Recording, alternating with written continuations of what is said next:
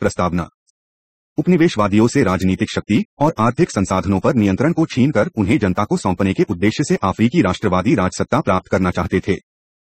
उनका विश्वास था कि राज्य अफ्रीका में विकास का सूत्रपात करेगा। उन्होंने जनता के प्रामाणिक प्रतिनिधित्व होने के अपने दावे को स्थापित करने के लिए राजनीतिक समर्थन जुटाया। राष्ट्रवाद और विकास के लक्ष्यों की प्राप्ति में राज्य की स्थिति केंद्र में थी। संघर्ष का उद्देश्य शक्ति को बनाए रखने के लिए निरंतर संघर्ष था। स्वाधीनता प्राप्ति के पश्चात अफ्रीकी नेताओं के समक्ष जनता की सामाजिक एवं राजनीतिक आवश्यकताओं की पूर्ति करने का कठिन कार्य था। प्रारंभिक दशकों में अफ्रीकी राज्य स्वाधीनता संग्राम में निहित तथा व्यक्त लोकतांत्रिक शासन के आदर्श तथा आर्थिक विकास के आश्वासन की मान्यताओं की पूर्ति की जनाकांक्षाओं के बीच डगमगा रहे थे। लेकिन इन जनाकांक्षाओं की पूर्ति असंभव थी और यह बात कई अफ्रीकी देशों को बहुत जल्दी पता लग गई। स्वतंत्र सरकारों की विरासत में प्राप्त सरकारी संरचना कमजोर थी और उनमें टिकाऊ क्षमता का अभाव था। फिर भी सरकारी से सामाजिक सेवाएं उपलब्ध कराने तथा आर्थिक अवसंरचना को विकृत करने की आशा की गई। नवोदित राज्यों के लिए निर्मित संविधान औपनिवेशिक राज्य की राजनीतिक व्यवस्था से भिन्न थे। स्वाधीनता के पश्चात एक दशक के भीतर ही विरासत में प्राप्त विभिन्न संवैधानिक व्यवस्थाओं में इतने व्यापक तथा बारंबार परिवर्तन हुए कि उनकी पहचान ही मुश्किल हो गई। उन अफ्रीकी देशों को छोड़कर जहां पर कि सैनिक शासन स्थापित हुआ, शेष सभी देशों में कार्यपालिका एवं विधायिका निकाय, संगठित दल तथा समूह, प्रादेशिक प्रशासन एवं न्यायपालिका के उपकरण और यहां तक कि स्थानीय स्वशासन संस्थाएं जैसी व्यवस्थाएं विद्यमान थीं। लेकिन हम जानते हैं कि उनकी कार्य पद्धति बिल्कुल ही भिन्न थी। समय के साथ साथ प्रशासन, सेना एवं राजनीतिक दलों की भूमिका तथा चरित्र में स्पष्ट परिवर्तन हुए। इस इकाई में हम इन तीनों संस्थाओं के बारे में चर्चा करेंगे। 7.2 प्रशासनिक व्यवस्था। वर्तमान अफ्रीकी प्रशासनिक व्यवस्था के बीज औपनिवेशिक व्यवस्था में मिलते हैं। लेकिन अफ्रीका के इंग्लैंड तथा फ्रांस के औपनिवेशिक राज्यों की प्रशासनिक व्यवस्थाओं में अत्यधिक भिन्नता थी। अंग्रेजों की नागरिक सेवा संरचना सौम्य थी जबकि फ्रांसीसी व्यवस्था अशिष्ट थी। इन भिन्नताओं के कारण दोनों सेवाओं की मिंग राष्ट्रीय परंपराओं में निहित थे। अंग्रेज स्थानीय शासन पर विश्वास करते थे जबकि फ्रांसीसियों ने केंद्रीयकरण लागू किया। अंग्रेजों ने लॉर्ड लगवर्ड को अप्रत्यक्ष शासन के सिद्धांत पर विश्वास किया, जिसके अनुसार नवीन अर्जित प्रदेशों में शासन करने का सर्वाधिक उपयुक्त तरीका जनता पर प्रत्यक्ष तौर पर शासन करने की बजाय तत्कालीन राजनीतिक सत्तावानों के जरिए काम करने का था। इसके विपरीत फ्रांस की प्रत्यक्ष शासन पद्धति ने तत्काल राजनीतिक संगठनों के महत्व को कम कर दिया। इसका प्रतिमान नौकरशाही राज्य की फ्रांसीसी अवधारणा से लिया गया था, जिसके अनुसार प्रत्येक स्तर पर अधिकारियों की नियुक्ति होती थी। प्रत्येक स्तर सोपानिक आधार पर उमरी स्तर और अंतः साम्राज्यवादी सरकार से संबद्ध था। इस तरह से फ्रांसीसी अफ्रीकी राज्यों के गवर्नर जनरल पर पेरिस का नियंत्रण था। विभिन्न प्रादेशिक गवर्नर संबद्ध गवर्नर जनरल के अधीन थे। इसी तरह से क्षेत्रीय कमांडेंट डी सर्कल के अधीन प्रधान कैंटन अधिकारी शेफ डी केनियन था और उसके अधीन प्रधान ग्रामीण अधिकारी शेफ डी विलेज था। कमान की इस श्रृंखला में आदेश ऊपर से नीचे की ओर जाते थे, जिसमें प्रतिपुष्टि नहीं थी और न ही पहल की कोई गुंजाइश। लेकिन सभी अफ्रीकी प्रशासन न्यूनाधिक सीमा में स्थानीय शासन की एजेंसी के रूप में देशी सत्ताधिकारियों पर निर्भर करते थे। फ्रांसीसी तथा अंग्रेजी साम्राज्यवादी शासन की नीतियों में मुख्य अंतर यह था कि जहां फ्रांसीसियों का समांगीकरण असिमिलेशन की नीति का अनुकरण करते हुए काले फ्रांसीसियों की व्यवस्था करना था, वहीं अंग्रेजी नीति निर्धारकों के मन में इस प्रकार के समांगीकरण का कोई विचार नहीं था। विरासत में मिली यह भिन्नता स्वतंत्रोत्तर काल में भी दृष्टिगोचर होती है। लेकिन वह भी सत्य है कि दूसरे विश्वयुद्ध की पूर्व संध्या पर दोनों प्रणालियों एक जैसी दिखने लगी थीं। स्वतंत्रोत्तर काल में अफ्रीकी राजनीति की 3 गणनाओं ने प्रशासनिक शासन तंत्र को प्रभावित किया। पहली प्रवृत्ति तो यह थी कि प्रादेशिक क्षेत्र में शक्तियों का अधिकाधिक केंद्रीकरण हो, जिसने देशी घटकों की पारंपरिक स्वायत्तता को कम कर दिया। दूसरी प्रवृत्ति अन्य संगठित संस्थाओं की महत्ता को गौण करते हुए कार्यपालिका शक्तियों के व्यापक विस्तार की थी। इस संबंध में एक समान विशेषता यह भी थी कि एक अकेले व्यक्ति, एक समूह अथवा समाज के विभिन्न घटकों के प्रतिनिधियों के संयोजन में कार्यपालिका शक्तियों का केंद्रीकरण किया गया। तीसरी प्रवृत्ति एक दलीय शासन का कानूनी, संवैधानिक अथवा अन्य साधनों से आरोपण करने की थी। यह बात भी महत्वपूर्ण है कि ये प्रवृत्तियों परस्पर छाई हुई थी और एक दूसरे से मिली हुई थीं। इन प्रवृत्तियों के परिणामस्वरूप एक अत्यधिक केंद्रीयकृत प्रशासनिक संरचना का निर्माण हुआ। ऐसी व्यवस्था में नौकरशाही संरचना एकीकृत थी और केवल केंद्र सरकार के प्रति ही उत्तरदायी थी। इस संरचना ने जातीय आधार पर संबंधित समूहों के साथ साथ वास्तविक स्थानीय स्वशासन की आधुनिक संस्थाओं की भूमिका एवं महत्व को नष्ट कर दिया। कई वर्षों तक उत्तर औपनिवेशिक प्रशासन को अनेक चुनौतियों तथा संकटी का सामना करना पड़ा है। स्वाधीनता के पश्चात उपसहाराई अफ्रीका के सामाजिक, आर्थिक एवं राजनीतिक संकट के वास्तविक कारण देशी संस्थाओं एवं प्रबंधक व्यवहार में संरचनात्मक संबंध टूटने के परिणामस्वरूप उत्पन्न हुए संकट में मिलते हैं। इस संकट ने वैधीकरण एवं उत्तरदायित्व के संकट को जन्म दिया, इसलिए लोक प्रशासन के निष्पादन पर बुरा असर पड़ा। नौकरशाहियों पर भी इसका प्रभाव पड़ा। इससे सार्वजनिक संसाधनों का निजीकरण एवं राज्य का विस्थापन हुआ। अफ्रीकी नौकरशाहियों की एक अन्य समस्या व्यापक तौर पर प्रचलित भ्रष्टाचार है। इसीलिए उत्तरौपनिवेशिक प्रशासन पर परिवर्तन के लिए दबाव बढ़ा है। वर्तमान में प्रशासन की संरचना में केंद्रीकरण से विकेंद्रीकरण की और की प्रवृत्ति मिलती है और अब तो विकेंद्रित संघवाद को प्राथमिकता दी जा रही है। सार्वजनिक नीति एवं योजना में भी परिवर्तन हो रहे हैं। केंद्रीकृत योजना एवं एक जैसी नीति निर्माण के स्थान पर अब प्रादेशिक योजना का समय आ गया है। प्रादेशिक योजना पर जोर देने वाले विकेंद्रीकृत एवं प्रादेशिक संघवाद की मांग कर रहे हैं। इसके परिणामस्वरूप पिछले कुछ समय से लोकतंत्र एवं सहचारी स्वतंत्रता एसोसिएशनल फ्रीडम की भोगों का सूत्रपात हुआ है। इस तरह से स्वाधीनता के बाद को वर्षों में प्रशासन की संरचना और कार्यप्रणाली में परिवर्तन हुआ है। अब वह केंद्रीकरण की बजाय विकेंद्रीकरण की ओर अग्रसर है। 7.3 राजनीति में सेना। ब्रह्म दृष्टि में निश्चित तौर पर कहा जा सकता है कि अफ्रीकी सेना राजनीति से बड़ी गहराई के साथ जुड़ी हुई है। लेकिन उत्तर के व्यवहार के संबंध में किसी विशिष्ट प्रतिमान को ढूंढना मुश्किल होगा। कभी तो एक निरंकुश एवं भ्रष्ट शासन को हटाने के लिए उसने सिंहासन पलटा और कभी राजनीतिक शून्यता जिसे राजनीतिज्ञ नहीं भर पा रहे थे के कारण उन्हें सत्ता संभालनी पड़ी। कुछ मामलों में तो सैनिक नेताओं में इस बात पर मतभेद था कि उन्हें राजनीति में हस्तक्षेप करना चाहिए अथवा नहीं। लेकिन सैनिक क्रांति संपन्न करने में सैनिक नेताओं के जो भी उद्देश्य रहे हैं, इतना ही स्पष्ट है कि एक बार जब सेना राजनीति से अलग रहने के सिद्धांत को तोड़ती है तब वह अपने आप को लगभग स्थायी तौर पर असैनिक गतिविधियों में लिप्त पाती है। इकाई के इस भाग में हम अफ्रीकी राजनीति में सेना को वर्चस्व के बारे में उसके चरित्र, निष्पादन, उपलब्धियों एवं सिद्धांतों पर विचार करेंगे। सैनिक हस्तक्षेप के संबंध में दो सिद्धांत अथवा तर्क लोकप्रिय हैं। एक तो सांक्रामिक का सिद्धांत थ्योरी ऑफ अ कॉन्टेजन है, जो यह विश्वास करता है कि एक क्षेत्र में सैनिक क्रांति संपन्न होने से अन्य क्षेत्रों में भी प्रतिक्रिया स्वरूप सैनिक क्रांति हो सकती है। दूसरा षड्यंत्र का सिद्धांत थ्योरी ऑफ कॉन्स्पिरेसी है। यह सिद्धांत असैनिक सरकार के गिरने के पीछे कुटिल साम्राज्यवादी चाल को देखता है। लेकिन सभी सैनिक क्रांति अर्थी को इन दोनों सिद्धांतों के आधार पर समझा नहीं जा सकता। परिस्थितियों की जटिलता एवं सैनिक नेताओं के कार्यों को निश्चित करने वाले उद्देश्यों एवं अवसरों को देखते हुए प्रशासन में सैनिक क्रांतियों के एक समान स्पष्टीकरण की कोशिश निष्फल होगी। यहां तक कहना अप्रासंगिक न होगा कि केवल कुछ ही अफ्रीकी राज्यों को औपनिवेशिक राज्य से विशाल सेना विरासत में मिली। औपनिवेशिक काल में काफी बाद में अफ्रीकियों को उच्च पदों, कमीशन रैंक पर नियुक्ति हेतु प्रशिक्षण देने के प्रयत्न हुए। स्वतंत्रता के बाद प्रायः सभी देशों में सेना में उच्चतर पदों के अफ्रीकीकरण के लिए दबाव अनुभव किए गए। इसीलिए नवीन अफ्रीकी सरकारों ने अपनी सेना के आकार में वृद्धि करने तथा सेना की समस्त श्रेणियों को उत्तम प्रशिक्षण सुविधाएं और वेतनमान देने के लिए तीव्र गति के कार्यक्रमों, क्रैश प्रोग्राम्स की व्यवस्था की। इसके साथ साथ सेना के उच्चतर पदों का भी तेजी से अफ्रीकीकरण हुआ। सेना की संरचना के विचार से इसके 3 महत्वपूर्ण आशय थे। पहला, इससे मध्यम श्रेणी के अफसरों में यह भावना आई कि उन्हें अपेक्षाकृत वंचित रखा गया। दूसरा, असंतुलित आयु संरचना से अनुशासन की स्थापित व्यवस्था कमजोर हुई। तीसरा, सेना में नेतृत्व कनिष्ठ अफसरों के हाथ में छोटी उम्र में आ गया, जिससे उनमें असाधारण रूप से पहल करने की क्षमता विकसित हुई।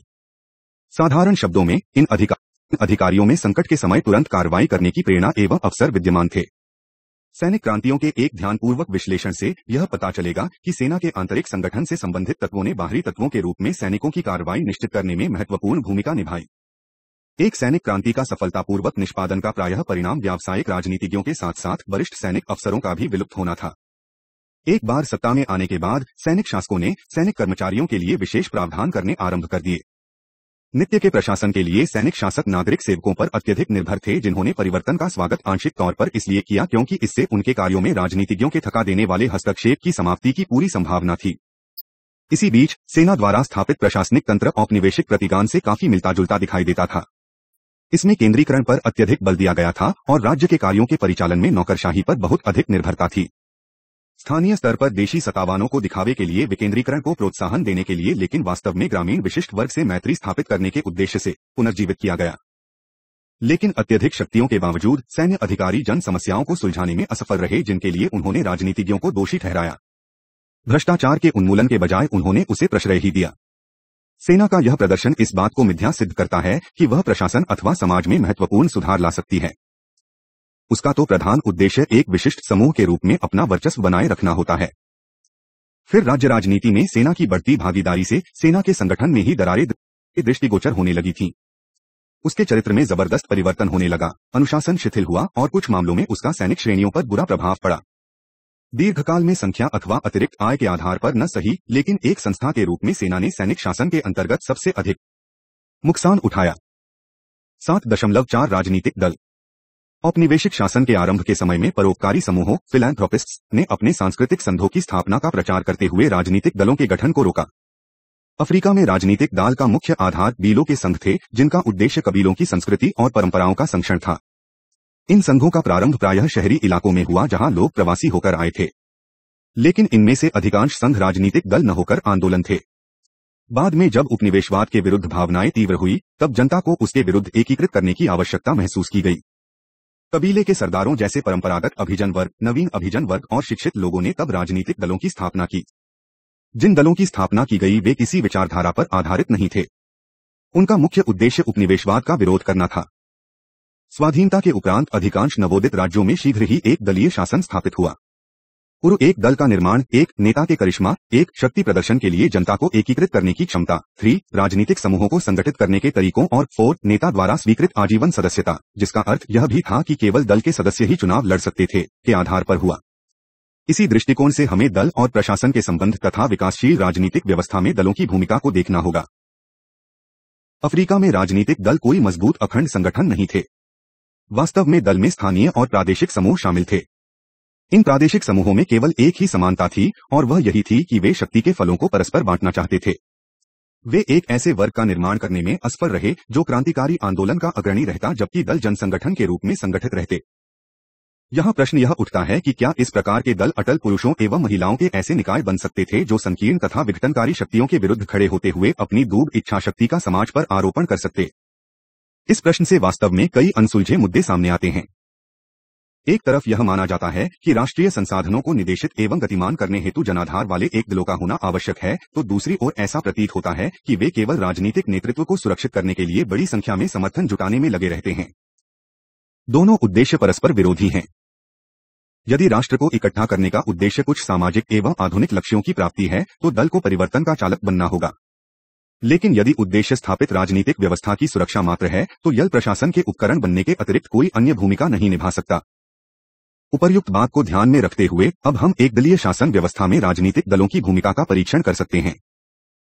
अफ्रीकी राजनीति की भाषा को देखते हुए यह समझाया जा सकता है कि अफ्रीकी नेताओं ने एक समय में दलों को सामाजिक एवं राजनीतिक परिवर्तन का सबसे महत्वपूर्ण वाहन क्यों माना। सबसे पहले दल उपनिवेशवाद के विरुद्ध गुलाम लोगों के एक समान मोर्च का प्रतिनिधित्व करता था। दूसरा दल राष्ट्रवादी नेताओं का एक मौलिक हस्तशिल्प था, जबकि औपनिवेशकों से विरासत में प्राप्त प्रशासनिक संरचना को अविश्वसनीय माना गया। तीसरा प्रशासन के अफ्रीकीकरण करने के लिए दल को उस मंडार रिजर्व के रूप में देखा गया जिसमें से नए लोग भर्ती किए जा सकते थे। वास्तव में प्रशासन से अधिक दल विश्वसनीय प्रतीत हुए। उत्तरौपनिवेशिक व्यवस्था के निर्माण हेतु शासकों ने दल को बहुत सारे कार्य सौंपे। दल सरकार के सभी उपकरणों का पर्यवेक्षक, नियंत्रण एवं समन्वय करता था।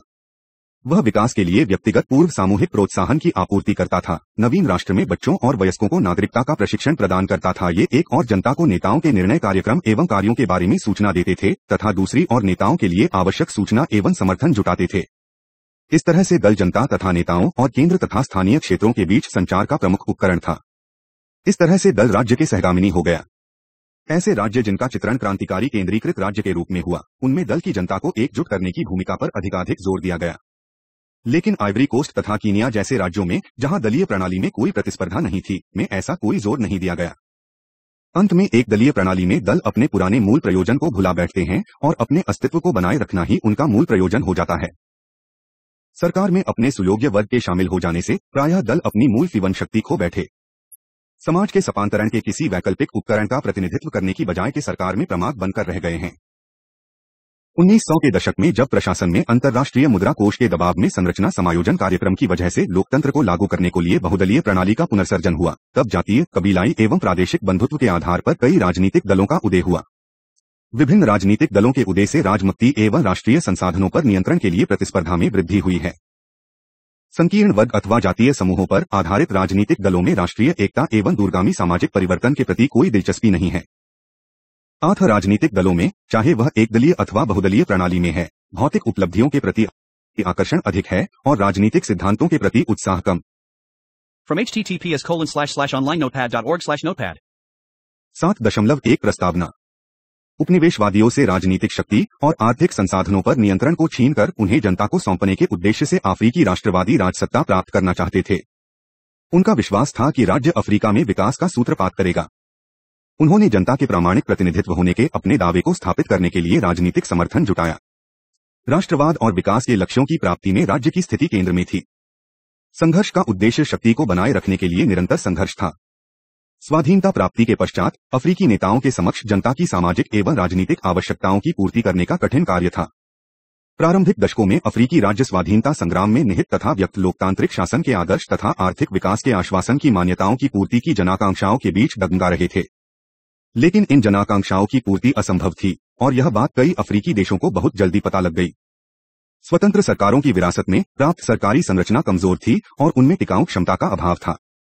फिर भी सरकारी से सामाजिक सेवाएं उपलब्ध कराने तथा आर्थिक अवसंरचना को विकृत करने की आशा की गई। नवोदित राज्यों के लिए निर्मित संविधान औपनिवेशिक राज्य की राजनीतिक व्यवस्था से भिन्न थे। स्वाधीनता के पश्चात एक दशक के भीतर ही विरासत में प्राप्त विभिन्न संवैधानिक व्यवस्थाओं में इतने व्यापक तथा बारंबार परिवर्तन हुए कि उनकी पहचान ही मुश्किल हो गई। उन अफ्रीकी देशों को छोड़कर जहां पर कि सैनिक शासन स्थापित हुआ, शेष सभी देशों में कार्यपालिका एवं विधायिका निकाय, संगठित दल तथा समूह, प्रादेशिक प्रशासन एवं न्यायपालिका के उपकरण और यहां तक कि स्थानीय स्वशासन संस्थाएं जैसी व्यवस्थाएं विद्यमान थीं। लेकिन हम जानते हैं कि उनकी कार्य पद्धति बिल्कुल ही भिन्न थी। समय के साथ साथ प्रशासन, सेना एवं राजनीतिक दलों की भूमिका तथा चरित्र में स्पष्ट परिवर्तन हुए। इस इकाई में हम इन तीनों संस्थाओं के बारे में चर्चा करेंगे। 7.2 प्रशासनिक व्यवस्था। वर्तमान अफ्रीकी प्रशासनिक व्यवस्था के बीज औपनिवेशिक व्यवस्था में मिलते हैं। लेकिन अफ्रीका के इंग्लैंड तथा फ्रांस के औपनिवेशिक राज्यों की प्रशासनिक व्यवस्थाओं में अत्यधिक भिन्नता थी। अंग्रेजों की नागरिक सेवा संरचना सौम्य थी जबकि फ्रांसीसी व्यवस्था अशिष्ट थी। इन भिन्नताओं के कारण दोनों सेवाओं की मिंग राष्ट्रीय परंपराओं में निहित थे। अंग्रेज स्थानीय शासन पर विश्वास करते थे जबकि फ्रांसीसियों ने केंद्रीयकरण लागू किया। अंग्रेजों ने लॉर्ड लगवर्ड को अप्रत्यक्ष शासन के सिद्धांत पर विश्वास किया, जिसके अनुसार नवीन अर्जित प्रदेशों में शासन करने का सर्वाधिक उपयुक्त तरीका जनता पर प्रत्यक्ष तौर पर शासन करने की बजाय तत्कालीन राजनीतिक सत्तावानों के जरिए काम करने का था। इसके विपरीत फ्रांस की प्रत्यक्ष शासन पद्धति ने तत्काल राजनीतिक संगठनों के महत्व को कम कर दिया। इसका प्रतिमान नौकरशाही राज्य की फ्रांसीसी अवधारणा से लिया गया था, जिसके अनुसार प्रत्येक स्तर पर अधिकारियों की नियुक्ति होती थी। प्रत्येक स्तर सोपानिक आधार पर उमरी स्तर और अंतः साम्राज्यवादी सरकार से संबद्ध था। इस तरह से फ्रांसीसी अफ्रीकी राज्यों के गवर्नर जनरल पर पेरिस का नियंत्रण था। विभिन्न प्रादेशिक गवर्नर संबद्ध गवर्नर जनरल के अधीन थे। इसी तरह से क्षेत्रीय कमांडेंट डी सर्कल के अधीन प्रधान कैंटन अधिकारी शेफ डी केनियन था और उसके अधीन प्रधान ग्रामीण अधिकारी शेफ डी विलेज था। कमान की इस श्रृंखला में आदेश ऊपर से नीचे की ओर जाते थे, जिसमें प्रतिपुष्टि नहीं थी और न ही पहल की कोई गुंजाइश। लेकिन सभी अफ्रीकी प्रशासन न्यूनाधिक सीमा में स्थानीय शासन की एजेंसी के रूप में देशी सत्ताधिकारियों पर निर्भर करते थे। फ्रांसीसी तथा अंग्रेजी साम्राज्यवादी शासन की नीतियों में मुख्य अंतर यह था कि जहां फ्रांसीसियों का समांगीकरण असिमिलेशन की नीति का अनुकरण करते हुए काले फ्रांसीसियों की व्यवस्था करना था, वहीं अंग्रेजी नीति निर्धारकों के मन में इस प्रकार के समांगीकरण का कोई विचार नहीं था। विरासत में मिली यह भिन्नता स्वतंत्रोत्तर काल में भी दृष्टिगोचर होती है। लेकिन वह भी सत्य है कि दूसरे विश्वयुद्ध की पूर्व संध्या पर दोनों प्रणालियों एक जैसी दिखने लगी थीं। स्वतंत्रोत्तर काल में अफ्रीकी राजनीति की 3 गणनाओं ने प्रशासनिक शासन तंत्र को प्रभावित किया। पहली प्रवृत्ति तो यह थी कि प्रादेशिक क्षेत्र में शक्तियों का अधिकाधिक केंद्रीकरण हो, जिसने देशी घटकों की पारंपरिक स्वायत्तता को कम कर दिया। दूसरी प्रवृत्ति अन्य संगठित संस्थाओं की महत्ता को गौण करते हुए कार्यपालिका शक्तियों के व्यापक विस्तार की थी। इस संबंध में एक समान विशेषता यह भी थी कि एक अकेले व्यक्ति, एक समूह अथवा समाज के विभिन्न घटकों के प्रतिनिधियों के संयोजन में कार्यपालिका शक्तियों का केंद्रीकरण किया गया। तीसरी प्रवृत्ति एक दलीय शासन का कानूनी, संवैधानिक अथवा अन्य साधनों से आरोपण करने की थी। यह बात भी महत्वपूर्ण है कि ये प्रवृत्तियों परस्पर छाई हुई थी और एक दूसरे से मिली हुई थीं। इन प्रवृत्तियों के परिणामस्वरूप एक अत्यधिक केंद्रीयकृत प्रशासनिक संरचना का निर्माण हुआ। ऐसी व्यवस्था में नौकरशाही संरचना एकीकृत थी और केवल केंद्र सरकार के प्रति ही उत्तरदायी थी। इस संरचना ने जातीय आधार पर संबंधित समूहों के साथ साथ वास्तविक स्थानीय स्वशासन की आधुनिक संस्थाओं की भूमिका एवं महत्व को नष्ट कर दिया। कई वर्षों तक उत्तर औपनिवेशिक प्रशासन को अनेक चुनौतियों तथा संकटी का सामना करना पड़ा है। स्वाधीनता के पश्चात सहाराई अफ्रीका के सामाजिक, आर्थिक एवं राजनीतिक संकट के वास्तविक कारण देशी संस्थाओं एवं प्रबंधक व्यवहार में संरचनात्मक संबंध टूटने के परिणामस्वरूप उत्पन्न हुए संकट में मिलते हैं। इस संकट ने वैधीकरण एवं उत्तरदायित्व के संकट को जन्म दिया, इसलिए लोक प्रशासन के निष्पादन पर बुरा असर पड़ा। नौकरशाहियों पर भी इसका प्रभाव पड़ा। इससे सार्वजनिक संसाधनों का निजीकरण एवं राज्य का विस्थापन हुआ। अफ्रीकी नौकरशाहियों की एक अन्य समस्या व्यापक तौर पर प्रचलित भ्रष्टाचार है। इसीलिए उत्तरौपनिवेशिक प्रशासन पर परिवर्तन के लिए दबाव बढ़ा है। वर्तमान में प्रशासन की संरचना में केंद्रीकरण से विकेंद्रीकरण की और की प्रवृत्ति मिलती है। और अब तो विकेंद्रित संघवाद को प्राथमिकता दी जा रही है। सार्वजनिक नीति एवं योजना में भी परिवर्तन हो रहे हैं। केंद्रीकृत योजना एवं एक जैसी नीति निर्माण के स्थान पर अब प्रादेशिक योजना का समय आ गया है। प्रादेशिक योजना पर जोर देने वाले विकेंद्रीकृत एवं प्रादेशिक संघवाद की मांग कर रहे हैं। इसके परिणामस्वरूप पिछले कुछ समय से लोकतंत्र एवं सहचारी स्वतंत्रता एसोसिएशनल फ्रीडम की भोगों का सूत्रपात हुआ है। इस तरह से स्वाधीनता के बाद को वर्षों में प्रशासन की संरचना और कार्यप्रणाली में परिवर्तन हुआ है। अब वह केंद्रीकरण की बजाय विकेंद्रीकरण की ओर अग्रसर है। 7.3 राजनीति में सेना। ब्रह्म दृष्टि में निश्चित तौर पर कहा जा सकता है कि अफ्रीकी सेना राजनीति से बड़ी गहराई के साथ जुड़ी हुई है, लेकिन उत्तर के व्यवहार के संबंध में किसी विशिष्ट प्रतिमान को ढूंढना मुश्किल होगा। कभी तो एक निरंकुश एवं भ्रष्ट शासन को हटाने के लिए उसने सिंहासन पलटा और कभी राजनीतिक शून्यता जिसे राजनीतिज्ञ नहीं भर पा रहे थे के कारण उन्हें सत्ता संभालनी पड़ी। कुछ मामलों में तो सैनिक नेताओं में इस बात पर मतभेद था कि उन्हें राजनीति में हस्तक्षेप करना चाहिए अथवा नहीं, लेकिन सैनिक क्रांति संपन्न करने में सैनिक नेताओं के जो भी उद्देश्य रहे हैं, इतना ही स्पष्ट है कि एक बार जब सेना राजनीति से अलग रहने के सिद्धांत को तोड़ती है तब वह अपने आप को लगभग स्थायी तौर पर असैनिक गतिविधियों में लिप्त पाती है। इकाई के इस भाग में हम अफ्रीकी राजनीति में सेना को वर्चस्व के बारे में उसके चरित्र, निष्पादन, उपलब्धियों एवं सिद्धांतों पर विचार करेंगे। सैनिक हस्तक्षेप के संबंध में दो सिद्धांत अथवा तर्क लोकप्रिय हैं। एक तो सांक्रामिक का सिद्धांत थ्योरी ऑफ अ कॉन्टेजन है, जो यह विश्वास करता है कि एक क्षेत्र में सैनिक क्रांति संपन्न होने से अन्य क्षेत्रों में भी प्रतिक्रिया स्वरूप सैनिक क्रांति हो सकती है। दूसरा षड्यंत्र का सिद्धांत थ्योरी ऑफ कॉन्स्पिरेसी है। यह सिद्धांत असैनिक सरकार के गिरने के पीछे कुटिल साम्राज्यवादी चाल को देखता है, लेकिन सभी सैनिक क्रांतिर्थी को इन दोनों सिद्धांतों के आधार पर समझा नहीं जा सकता। परिस्थितियों की जटिलता एवं सैनिक नेताओं के कार्यों को निश्चित करने वाले उद्देश्यों एवं अवसरों को देखते हुए प्रशासन में सैनिक क्रांतियों के एक समान स्पष्टीकरण की कोशिश निष्फल होगी। यहां तक कहना अप्रासंगिक न होगा कि केवल कुछ ही अफ्रीकी राज्यों को औपनिवेशिक राज्य से विशाल सेना विरासत में मिली। औपनिवेशिक काल में काफी बाद में अफ्रीकियों को उच्च पदों, कमीशन रैंक पर नियुक्ति हेतु प्रशिक्षण देने के प्रयत्न हुए।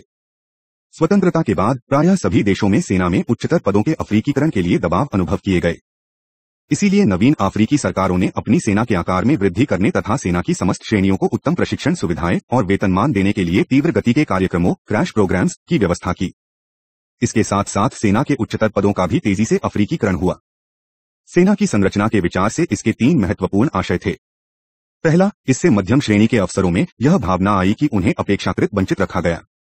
दूसरा, असंतुलित आयु संरचना से अनुशासन की स्थापित व्यवस्था कमजोर हुई। तीसरा, सेना में नेतृत्व कनिष्ठ अफसरों के हाथ में छोटी उम्र में आ गया, जिससे उनमें असाधारण रूप से पहल करने की क्षमता विकसित हुई। साधारण शब्दों में इन अधिकारियों में संकट के समय तुरंत कार्रवाई करने की प्रेरणा एवं अवसर विद्यमान थे। सैनिक क्रांतियों के एक ध्यानपूर्वक विश्लेषण से यह पता चलेगा कि सेना के आंतरिक संगठन से संबंधित तत्वों ने बाहरी तत्वों के रूप में सैनिकों की कार्रवाई निश्चित करने में महत्वपूर्ण भूमिका निभाई। एक सैनिक क्रांति का सफलतापूर्वक निष्पादन का प्रायः परिणाम व्यावसायिक राजनीतिज्ञों के साथ साथ वरिष्ठ सैनिक अफसरों का भी विलुप्त होना था।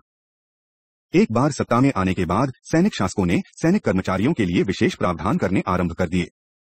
नित्य के प्रशासन के लिए सैनिक शासक नागरिक सेवकों पर अत्यधिक निर्भर थे, जिन्होंने परिवर्तन का स्वागत आंशिक तौर पर इसलिए किया क्योंकि इससे उनके कार्यों में राजनीतिज्ञों के थका देने वाले हस्तक्षेप की समाप्ति की पूरी संभावना थी।